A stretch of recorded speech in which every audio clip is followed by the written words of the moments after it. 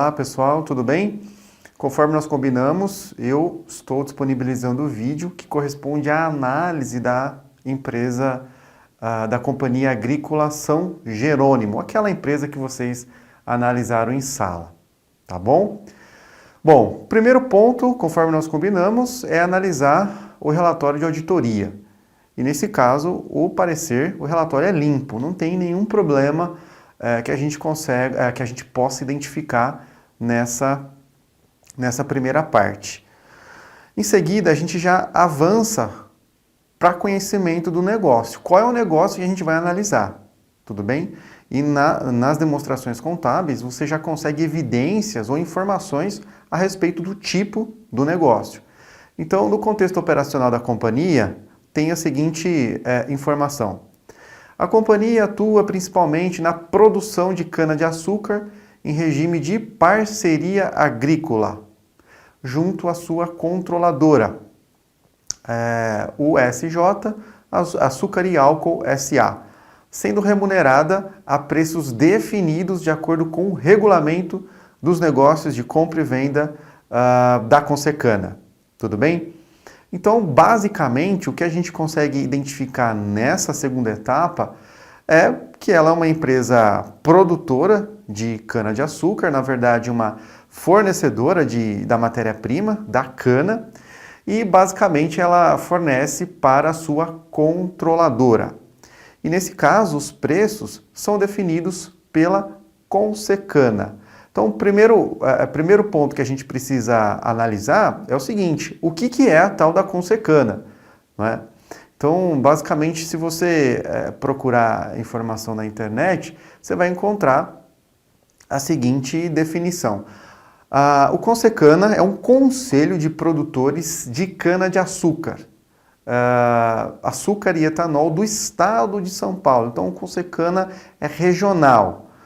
É uma associação constituída pela Orplana, que é a organização formada basicamente pelos plantadores, produtores de cana, centro-sul do Brasil, e pela Única, que representa a indústria relacionada à cana-de-açúcar. O referido conselho tem como objetivo principal zelar pelo relacionamento entre os produtores de cana e as indústrias que compram e processam essa matéria-prima. Então, na verdade, o Consecana tem representantes dos fornecedores da cana-de-açúcar, da matéria-prima, e representantes da indústria. Com relação ao manual, ele disponibiliza um manual de instruções que tem informações, por exemplo, como aferir qualidade da cana, como precificar, inclusive até modelo de contrato para ser usado entre produtor e indústria. Tudo bem? Então, a Consecana acaba sendo um parâmetro fundamental na precificação da matéria-prima da cana-de-açúcar, o que norteia a formação do preço da companhia em análise. Tudo bem? Bom, os pontos que a gente deve questionar nesse momento: qual que é o histórico desse preço e o que influencia esse preço? Quando você analisa as notas explicativas ou o conjunto das demonstrações, você não tem muita informação sobre isso. Mas, obviamente, essas questões são de interesse para fins de análise. Então, você pode colocar no seu relatório a necessidade de analisar esse tipo de informação, não é? Obviamente, se você busca informações complementares em relação à formação do preço, você acaba enriquecendo a sua análise. Mas, obviamente, se você for elaborar a análise, se você construir a análise sem fontes externas, você pode simplesmente questionar a origem dessa informação, como se comporta o histórico dos preços, quais são as variáveis que influenciam o preço. Nesse caso, eu trouxe para vocês o histórico recente em relação ao preço do quilo do ATR. Quando se fala em precificação da cana-de-açúcar, eu já comentei em sala de aula que o ATR é fator-chave na determinação da qualidade da cana. Por isso que as usinas tem um laboratório de análise da cana justamente para fazer essa verificação. E se você olhar os preços recentes do quilo do ATR, você não encontra uma variação significativa. E com relação às variáveis que influenciam o preço da cana-de-açúcar, e obviamente o preço do quilo do ATR, você tem que investigar o preço das commodities. Que tipo de commodity? Você tem que investigar o preço do açúcar e o preço do etanol. Obviamente, se você começar a se aprofundar na investigação desses preços, você vai consultar preços em bolsas de mercado futuro, né? Então, se você está preocupado em relação a precificação da matéria-prima, do quilo do ATR, você tem que começar a investigar, você tem que começar a colocar no seu radar os preços do açúcar e os preços do etanol. E, obviamente, em mercados futuros. Então, quero saber o que vai acontecer com a receita de venda dessa empresa que a gente está analisando, da companhia. Você tem que começar a investigar esse tipo de informação. Com relação a quem compra essa cana, na nota explicativa, a gente já identificou que o único comprador, o único cliente da empresa em análise é a sua controladora. Então, quando você analisa a informação de partes relacionadas, você vai identificar basicamente uma forte dependência entre as duas, não é? E a questão que vem em mente, né, qual que é a principal dúvida que surge nesse momento? Olha, Ricardo, eu entendi. As empresas têm a empresa em análise tem uma forte dependência da sua controladora. Olha, eu preciso avaliar quais são os riscos desse momento, nesse cenário.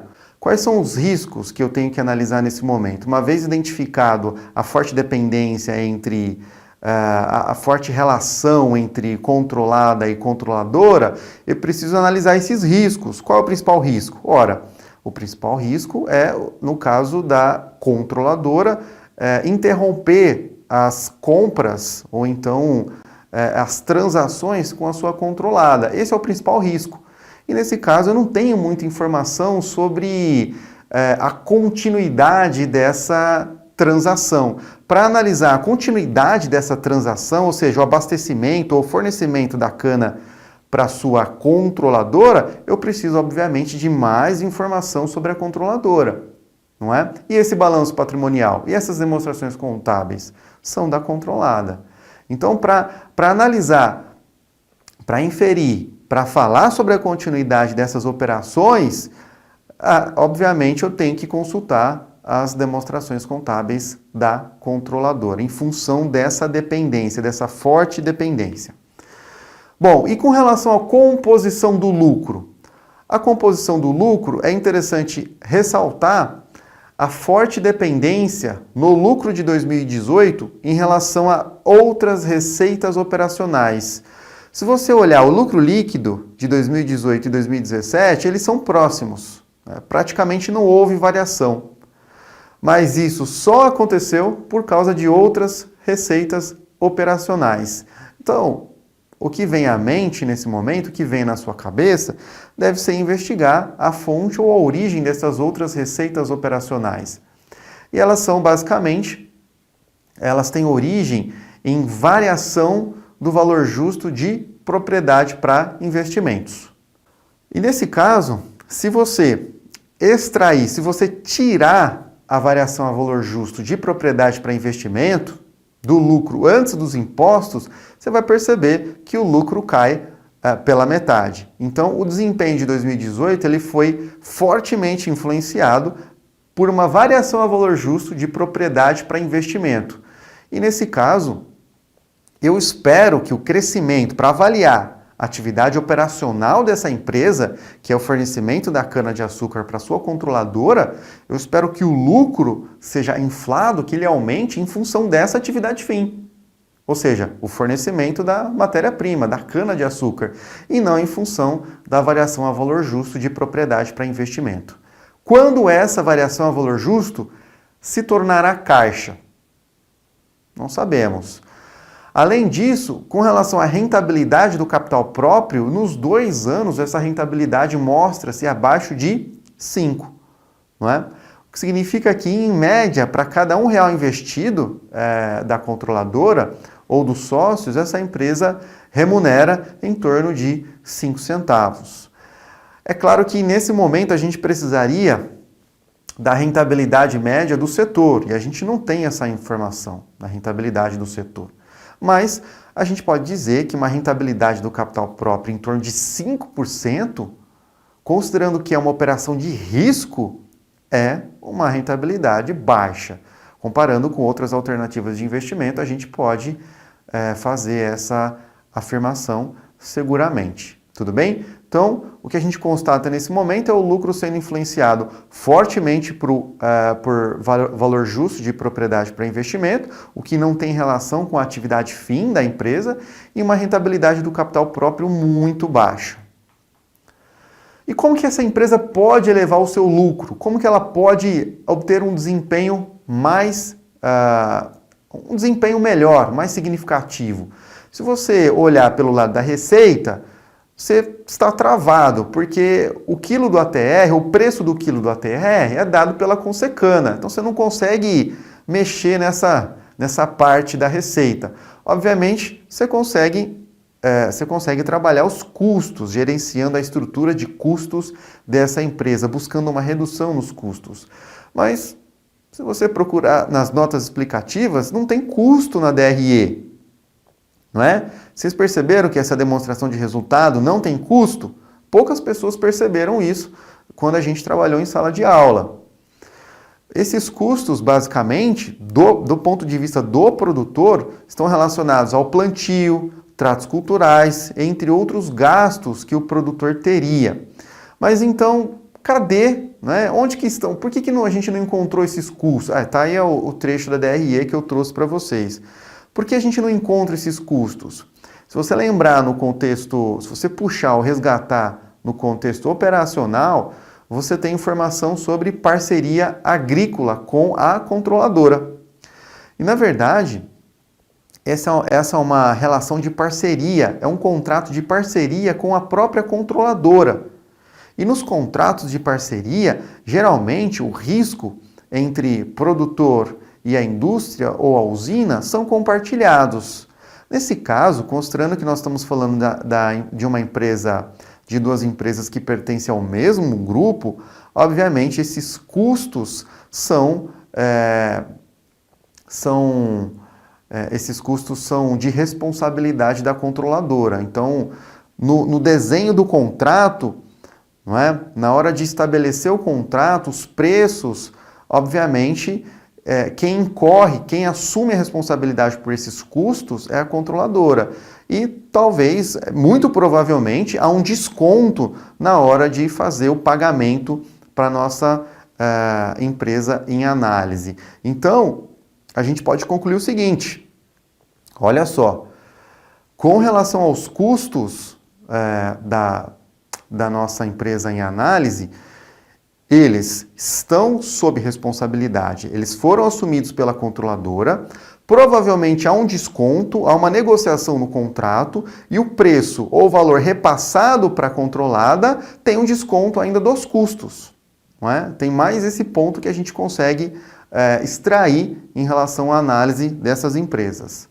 Outro ponto que eu gostaria de destacar é com relação ao fluxo de caixa. Né? Falando sobre fluxo de caixa, o que a gente pode falar? Houve uma redução no caixa operacional de 2017 para 2018. O caixa operacional em 2018 ele está próximo de 129 mil, não é? Ricardo, como eu consigo parâmetros para avaliar se esse fluxo de caixa é suficiente ou não?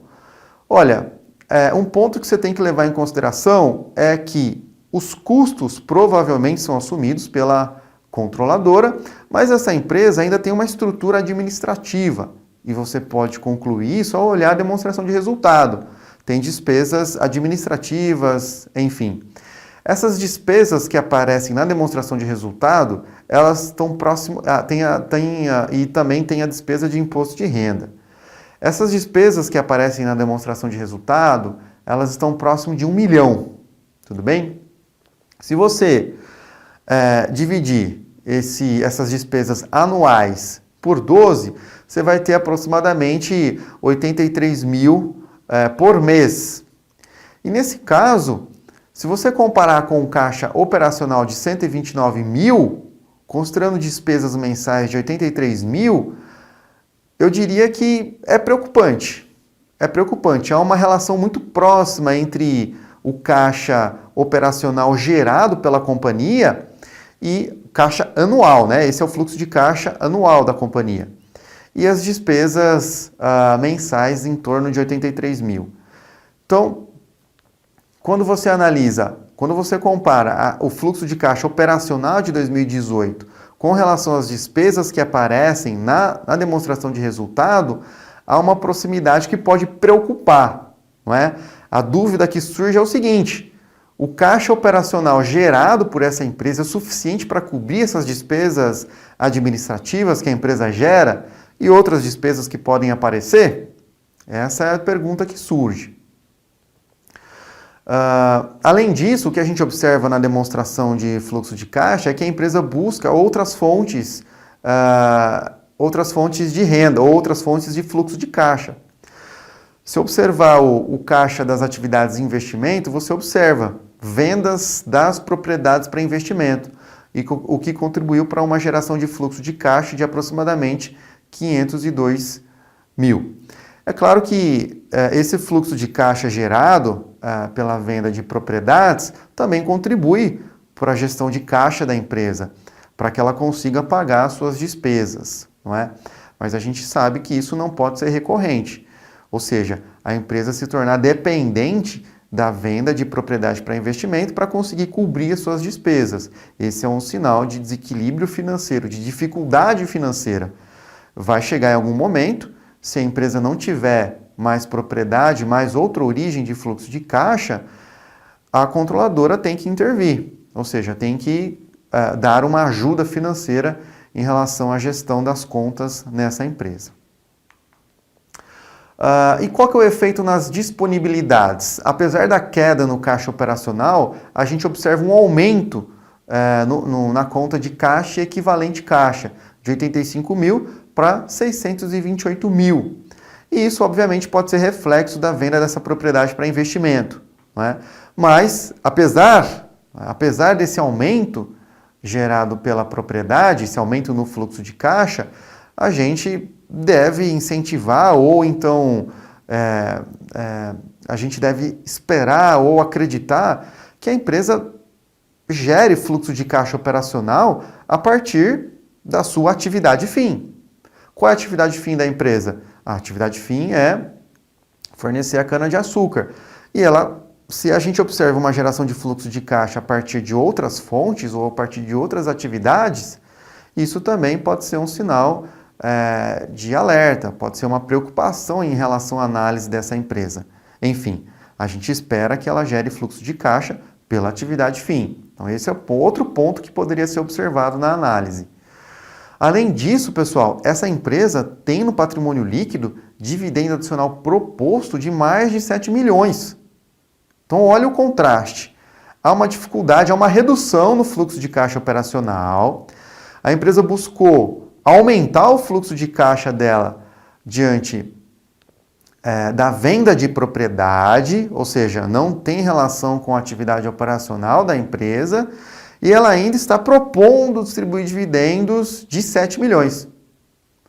Ou seja, nesse caso, a empresa pode, se ela decidir por converter esse dividendo adicional proposto em obrigação, ou seja, se transferir esses 7 milhões para o passivo, isso implica em redução do fluxo de caixa da empresa, que já está comprometido, não é? A gente percebe uma dificuldade na geração de fluxo de caixa. Então, é outro sinal de preocupação em relação à gestão de caixa dessa empresa. Ela está com dificuldade na gestão de fluxo ela está com dificuldade no gerenciamento do fluxo de caixa e ainda está propondo distribuir 7 milhões de dividendo adicional proposto. Então, ponto de alerta nesse caso. E o endividamento? Nesse caso, não há nenhum endividamento, a gente não tem que fazer nenhuma análise em relação à estrutura de capital ou endividamento dessa empresa. Com relação às contas relevantes que muitos alunos comentaram nas resoluções, poderia ser comentado algo a respeito da propriedade para investimento e também de imobilizado. Com relação à propriedade para investimento, na nota 7.4, ela especifica imóveis rurais mantidos para oferir rendimentos em arrendamento. E na nota 10 ela fala sobre avaliação a valor justo. E nessa nota especificamente ela declara o entendimento dessas propriedades, não é? Ou essas propriedades não estão relacionadas com a atividade fim ou com a atividade operacional da empresa. Não é? É mais um momento de... Isso reforça a nossa análise crítica em relação à composição do lucro na demonstração de resultado. Lembra que ela acrescentou outras receitas decorrentes de propriedade para investimento? Se você for considerar isso, realmente essa informação, a informação da nota 10 só vem reforçar a nossa análise feita anteriormente em relação à composição do lucro, não é? Enfim, e o aluguel de arrendamento na nota 20 você encontra informação sobre isso e os valores são irrelevantes. Tudo bem? Com relação ao imobilizado, pessoal, edifício, terrenos e outras imobilizações, olha que importante e poucas pessoas falaram sobre essa garantia. Na nota 11.3 fala-se em garantia. Os bens do ativo imobilizado que foram concedidos em garantia de operações de diversas naturezas para a controladora. Ou seja, os bens da empresa que a gente está analisando, metade, ou melhor, quase metade desses bens foram usados como garantia, são dados como garantia. Então, a gente precisa analisar, na verdade, qual que é a capacidade de pagamento da controladora, como está a saúde financeira da controladora. Por quê? Se a saúde financeira dela não está boa, se ela tem alguma dificuldade e os credores podem acionar essas garantias, pode ser que a empresa em análise, a controlada, venha a perder ativo imobilizado, caindo ainda mais a rentabilidade e piorando a situação financeira dela. Então, olha só que ponto crítico da análise a gente tem. Ativos em garantia, a gente não sabe como a controladora está, como a saúde financeira dela está. Então, obviamente, você já percebeu que a análise do consolidado, nesse caso, é fundamental.